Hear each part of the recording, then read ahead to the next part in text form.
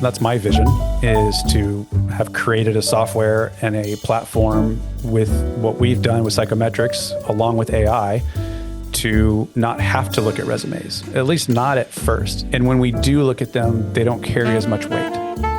That's Jason P. Carroll, founder and CEO of Aptive Index. Jason is transforming hiring processes through modern psychometric and behavioral assessments. Through his company, Jason is spearheading a movement to evaluate candidates beyond outdated documents, focusing instead on intrinsic traits that align with an organization's culture and goals. You are listening to Dear Human Resources, and I'm your host, Marilyn Germain.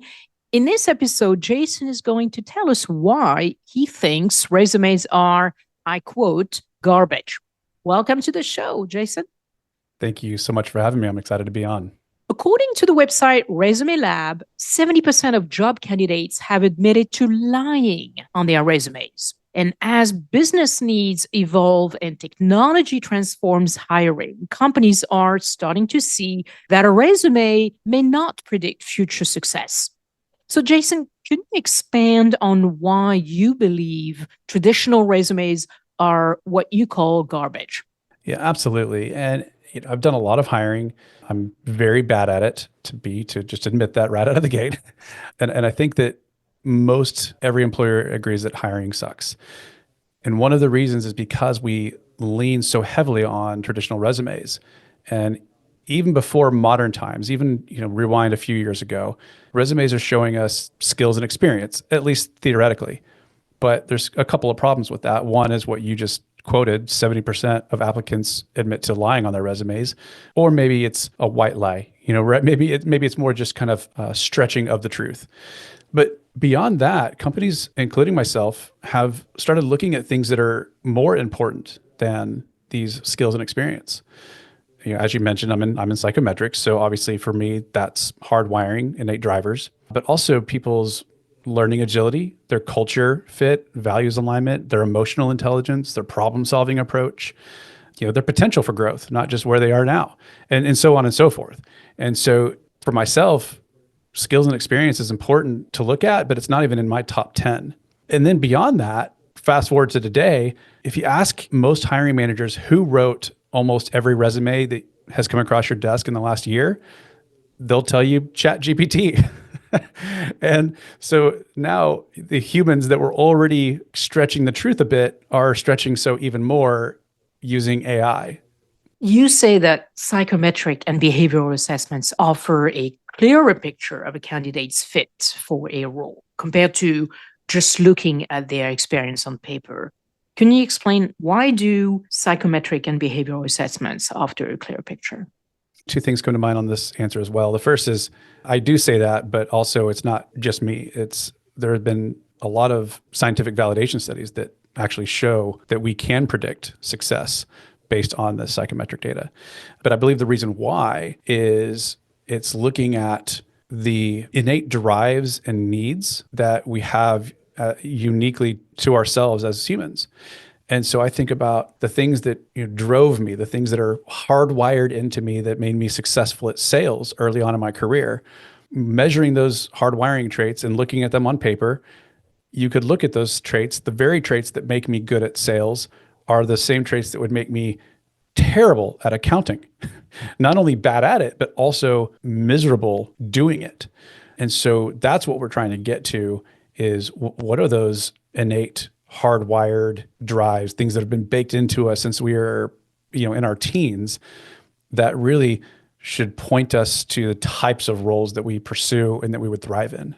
Jason, most large organizations use technology to do a first screening of resumes. Then, HR directors and recruiters might rely on what we call gut feelings with the top candidates' resumes. But you say that their intuition is often unreliable. Why? Well, even in a best case scenario, let's say someone has great intuition, you can't scale it. So, a lot of maybe founders are great with intuition at first, but they can't repeat that as the company grows. Then also the issue is that what we call intuition is often really what we're talking about is we liked someone and we had a good feeling about someone. And that generally happens when that someone is like us.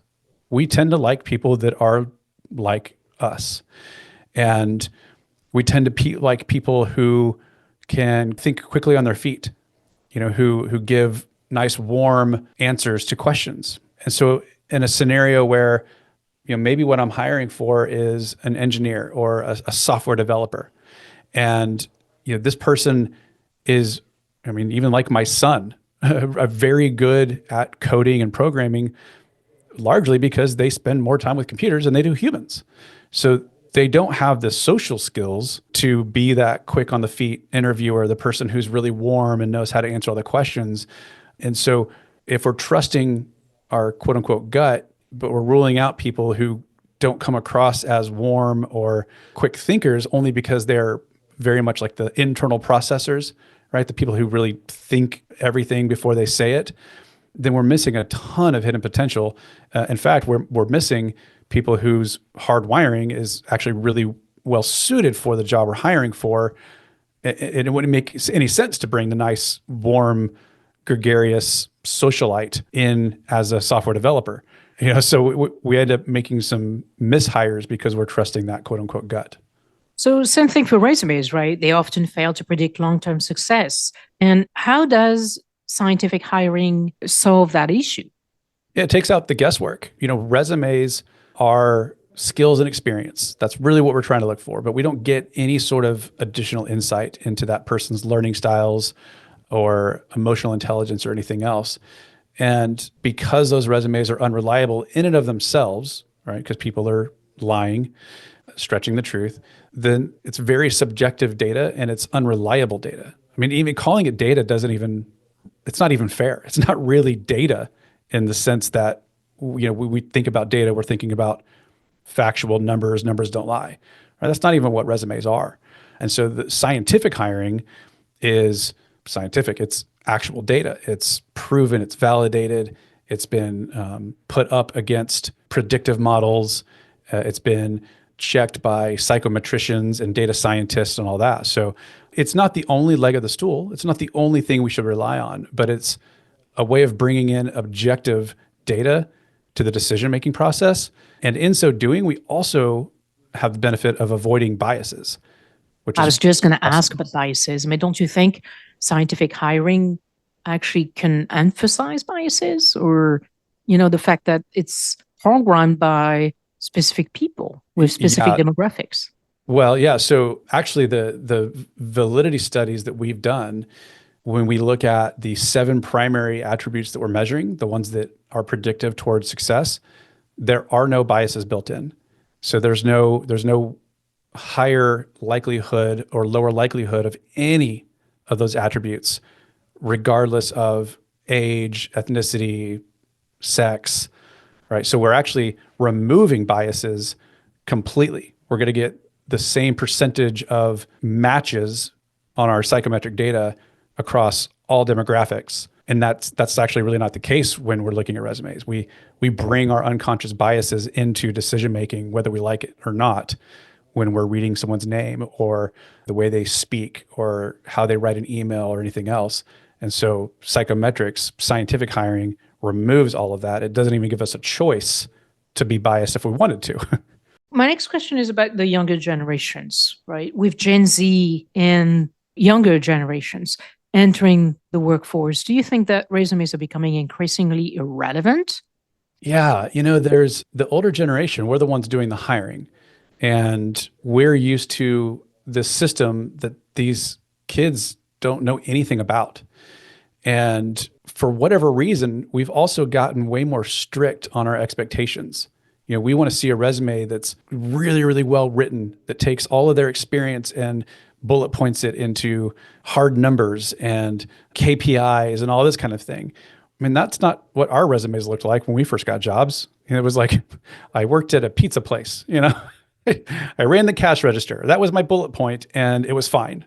And now we want to see this weird fancy language that, when the kid worked in fast food, they increased KPIs by 28%. And it's just ridiculous. So I think we've put these unrealistic expectations on resumes, and you've got Gen Z and younger that are coming with no experience trying to write these arbitrary pieces of paper from a methodology from the 1950s and they have no idea how to do it. And how do they go get experience if they don't already have the experience when it's experience that we're trying to require from people? To me, it's a really discouraging, kind of almost disparaging cycle that they're dealing with right now. So, but that's an interesting point, though. I mean, if there are no resumes, how do you sort through candidates? Well, I mean, that's my vision, is to have created a software and a platform with what we've done with psychometrics along with AI to not have to look at resumes, at least not at first. And when we do look at them, they don't carry as much weight. So what we do at Aptive Index is create, and there's a whole separate process for the clients that are using this, the employers. There's a whole process for determining the right target ranges of the attributes that we're measuring. All right. So do I want the person who is, really detail oriented and accurate and thorough, or do I want the person who is unencumbered by the rules and the details? And so they're able to be quick and conceptual. That's just one example of an attribute we would measure. And for any particular job position we create, like an accountant or a salesperson or a marketing manager, whatever it is, each of those that we create as the employer gets their own target ranges. And then as people apply, they can go and take the assessment, which is only 7 minutes on average. So it's pretty frictionless. It's pretty easy to adopt company-wide. And the first line of defense can be looking at that percentage match. Like if you saw my results, I'm probably a 28% match to accountant. I would not be offended if you didn't even look beyond that score and have a conversation with me, especially if you've got 100 applicants that are 70, 80, 90% matches to those ideal targets that we've set. So that's how we move beyond resumes, is we figure out what else can we measure. I have a dream of building a job board platform that integrates things like our assessment, but also brings in other matchmaking metrics like core values and EQ, things of that nature, where we're not looking at resumes maybe at all someday, but certainly we're not looking at them as the first line of defense, and we're not giving them as much weight as we currently are. What would you say to HR professionals who are quite reluctant to move beyond resumes? I mean, I pretty much asked the question, what is it going to replace? And then how do you start? I mean, if an HR department is interested in working with you, what's the step one?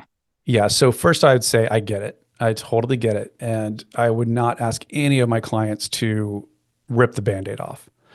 What we do is we introduce the science, we train them on what it is. And really the first step is to have them take the assessment themselves.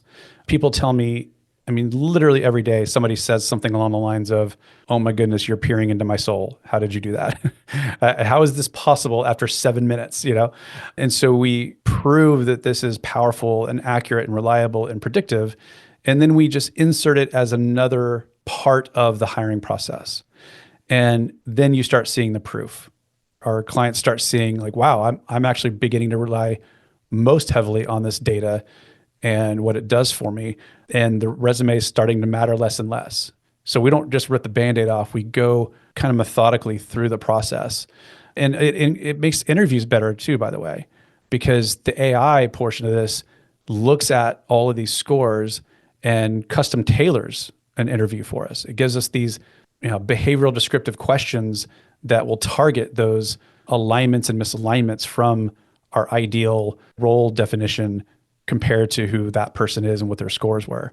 So objective data plus super powered interviews, people start to get it. They start to see, wow, these resumes really, I'm not even really looking at them a whole lot anymore. So they kind of make the decision on their own. I don't ask them to just throw them in the trash. So I have one last question. Do you think that some candidates are good at faking, though? Forget resumes. Yeah. Let's move beyond resumes. They take a psychometric test. They kind of know what to say. They kind of know the answers to a particular behavior to demonstrate. What do you think? Yeah, so the answer has to be a yes. No matter what the assessment is, no matter how scientific, no matter how much we try to prevent people gaming the system, it happens sometimes. That said, each company that does what we do, we have our little secrets, and I can't really share ours, but we have ways of detecting that. But even before they get started, we have ways of trying to prevent that. And we make it really clear, like there is no right or wrong answer. Like, don't try to guess what we want. That doesn't do you any favors. We really want to know how you move through this world. And, if for whatever reason you're not a great fit for this particular role, we might see that you're a fantastic fit for another role, and so trying to game this thing right now doesn't make any sense. So do you use cameras, AI? What technology do you use? No, it's all stimulus response. It's a free choice methodology. We do use some laws of UX, particularly around cognitive load.